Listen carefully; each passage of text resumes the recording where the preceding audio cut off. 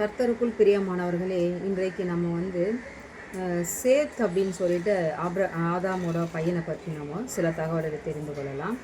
சேத் என்றால் என்ன, அந்த பெயரோட அர்த்தம் என்ன அப்படின்னு நம்ம பார்க்கும்பொழுது, நியமிக்கப்பட்ட அல்லது நிறுவப்பட்ட, அப்படி இல்லைன்னா இழப்பீடு அப்படின்னு சொல்லிட்டு போன்ற பல அர்த்தங்கள் உள்ளன. ஏன் அப்படின்னு பார்க்கும்போது, நம்முடைய வேதாகமத்தில் ஆதாம் மற்றும் ஏவாளோட 3வது மகன் தான் சேத்து. அவர் என்ன பண்ணுறாருனா, சேத்தோட சகோதரன் என்ன பண்ணுறாருனா, மூத்த மகன் ஆபேல் காயினால் கொல்லப்படுறாரு. பிறகு கடவுள் என்ன பண்ணுறாருன்னா, ஆபேலுக்கு பதிலாக சேத்தை நியமித்தார்.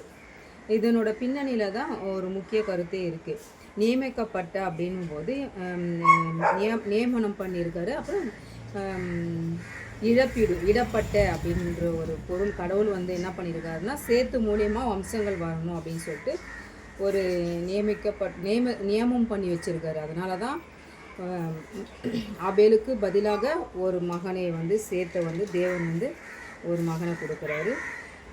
நிறுவப்பட அப்படின்போது இது குடும்பம், இவர் மூலம் ஒரு குடும்பம் நிலைத்து நிற்கணும், இவர் மூலம் ஒரு வம்சம் வரணும் அப்படின்னு சொல்லிட்டு என்ன பண்ணுறாருன்னா, சேத்தை அவரே இது பண்ணி அவர் சேத்தை தேவன் இழப்பீடு, அதாவது ஒரு தாய் தகப்பனுக்கு ஒரு இழப்பீடு ஒரு மதிப்பு கொடுக்குறாரு. அந்த இழப்பீடுக்கு பதிலாக நான் இவனை கொடுக்குறேன் அப்படின்னு சொல்லிட்டு சேத்தை கொடுக்குறாரு. காயினால் கொல்லப்பட்ட ஆபேலுக்கு பதிலாக கடவுளால் இழப்பீடாக அளிக்கப்பட்ட பிள்ளை தான் இந்த சேத்து.